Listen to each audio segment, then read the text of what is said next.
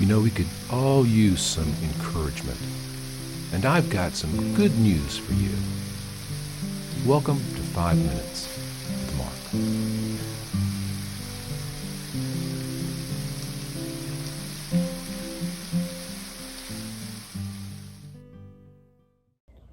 Greetings, fellow travelers, and welcome back to 5 Minutes with Mark. We're starting week 4. We're right here in the Gospel of Mark, chapter 2, at verse 13. Then he went out again by the sea, and all the multitude came to him, and he taught them. We'll stop right there. You know, that seems almost like a throwaway verse, right? It's just this tiny little thing. But I think it reveals something really, really important about Jesus.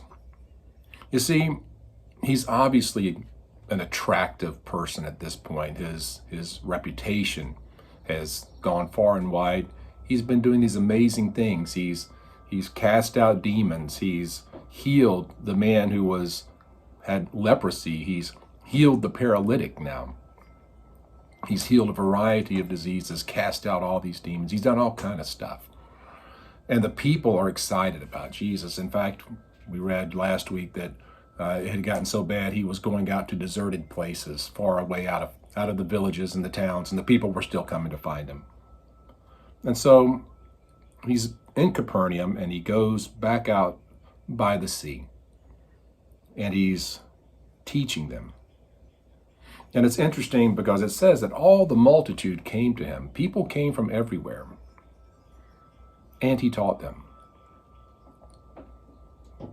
Did Jesus care where they came from? No. Did Jesus care what their background was? No. Did he care about what they had to offer to the community? Well, no. The ones that came are the ones that he taught. And I think that's something that we need to understand, and we're actually going to see as this passage continues on, that Jesus is going to begin breaking the rules. Because the rules of society say that, you teach those who are the ones that are likely to, continue your mission. You have disciples. And Jesus has disciples. He's called the 4 brothers, Andrew and Peter and James and John. And he's going to call some more here shortly, and he's got others that are following him that he hasn't named and handpicked as his inner circle yet. But he doesn't exclude anyone. And one of the big arguments and big problems people seem to have with Christianity is this fact that it's exclusive, right? Because our position, what we believe, is that Jesus Christ is the way. He says in the Gospel of John, I am the way, the truth, and the life. No one comes to the Father except by me. And that seems to be an exclusive statement. But I would say that the truth is, Jesus is incredibly inclusive. Whoever came, he taught. Whoever came, he healed. Whoever came, those who were interested, those who were attracted to him, he gave of himself to them, without questioning their motives, without questioning their backgrounds, without questioning their value, because they all had value.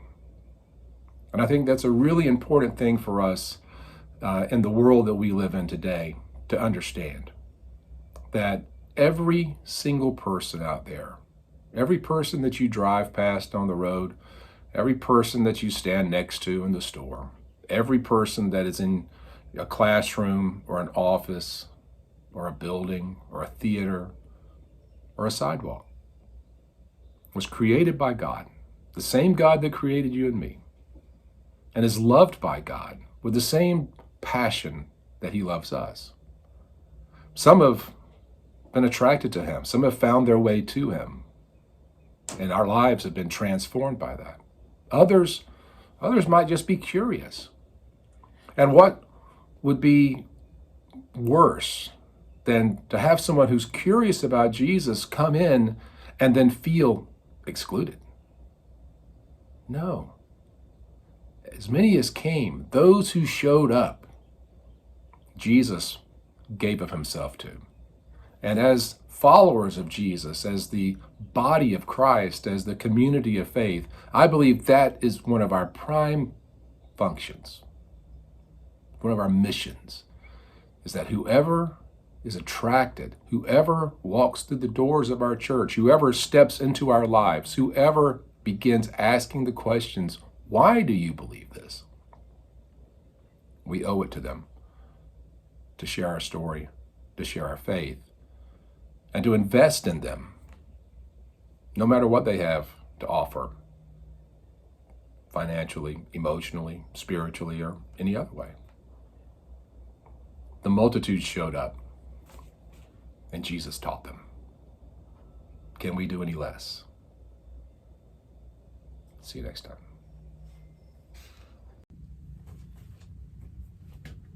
I hope you're enjoying this Bible study, this quick devotion. If you'd like more content, you'd like to know more about me and see more of the things that I'm doing, check out my website, theeclecticmonk.com. There you'll find out about my video vlog, my podcast, and a whole lot of other stuff. Hope you'll join me there. Thanks.